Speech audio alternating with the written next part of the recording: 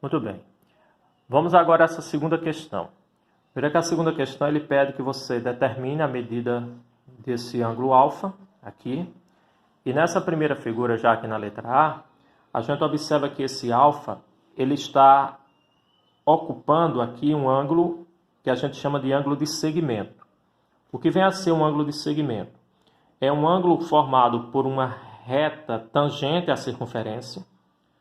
No caso aqui, como é o ângulo, a gente está observando apenas a semi-reta, mas se a gente prolongar aqui, você tem a reta. Ela é chamada de reta tangente porque ela intersecta a circunferência somente em um ponto. Então, nesse ponto B aqui no caso. Essa reta aqui é tangente. Então, essa semi-reta aqui, junto com essa semi-reta aqui, que está unindo dois pontos da circunferência. Veja que o ponto A e o ponto B pertencem à circunferência. Então, isso aqui é uma corda.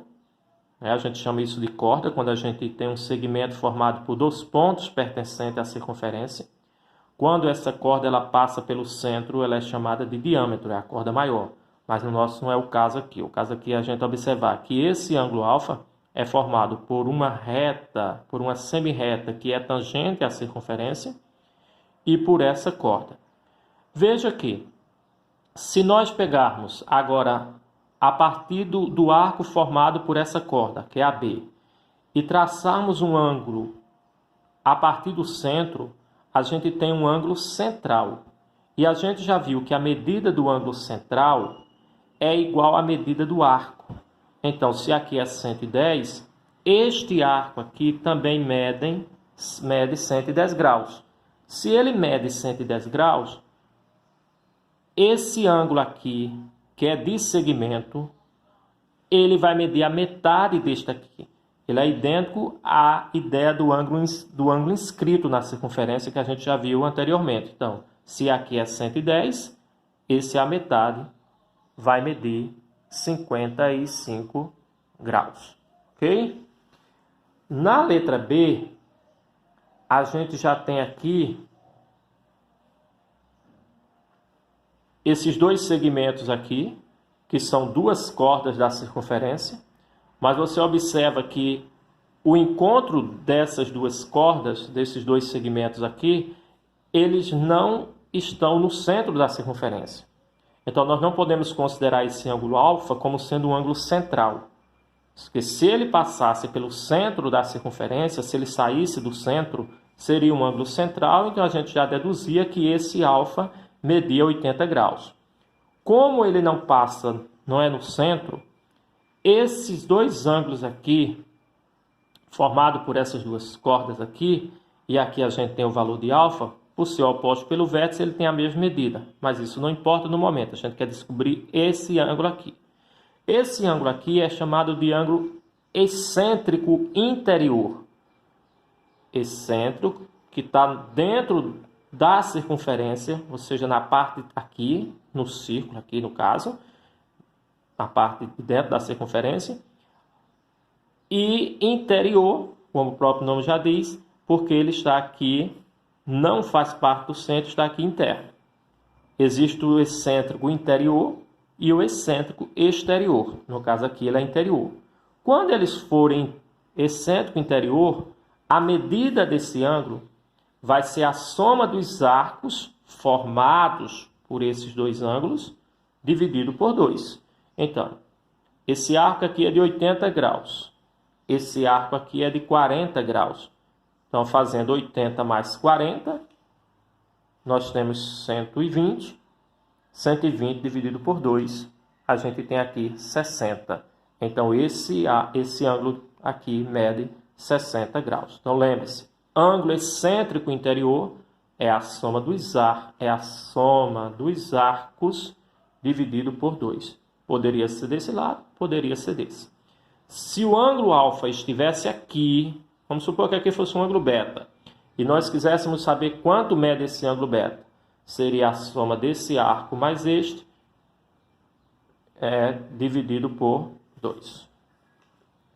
Nessa letra C, a gente tem aqui a letra C, a gente já tem um pouquinho aqui mais de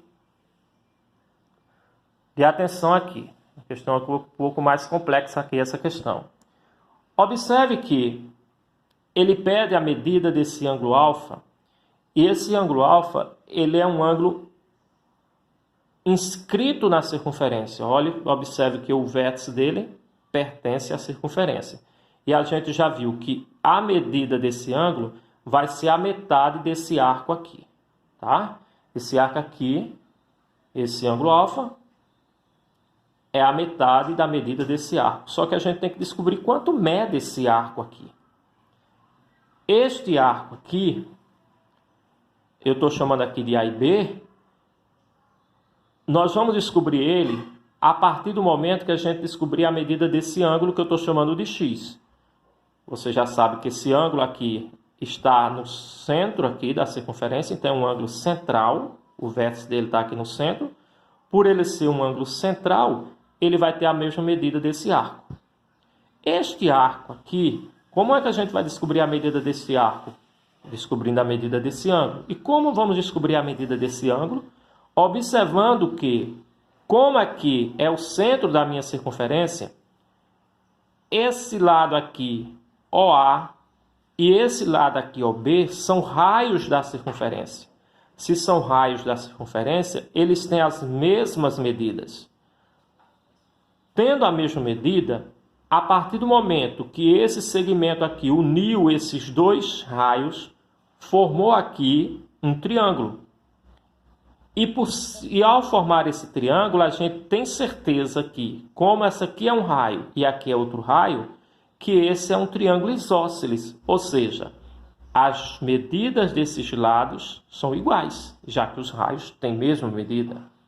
Sendo um triângulo isósceles, os ângulos da base, certo? Os ângulos da base têm a mesma medida. Ângulos da base são aqueles ângulos que são formados a partir dos lados iguais com o outro lado que é diferente. Esse lado é igual a esse, formou esse ângulo aqui, formou esse ângulo aqui. Como a gente já sabe que aqui mede 28 graus, evidentemente que por ser um triângulo isósceles, aqui também mede 28 graus.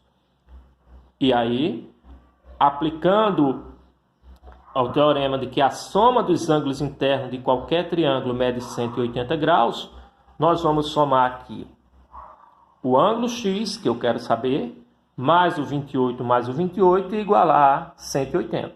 Fazendo isso, isolando o x, a gente chega a 124 graus. Ó, agora ficou fácil. Se esse meu ângulo x é 124 graus, o meu arco também é 124 graus, porque x é um ângulo central. O vértice está no centro.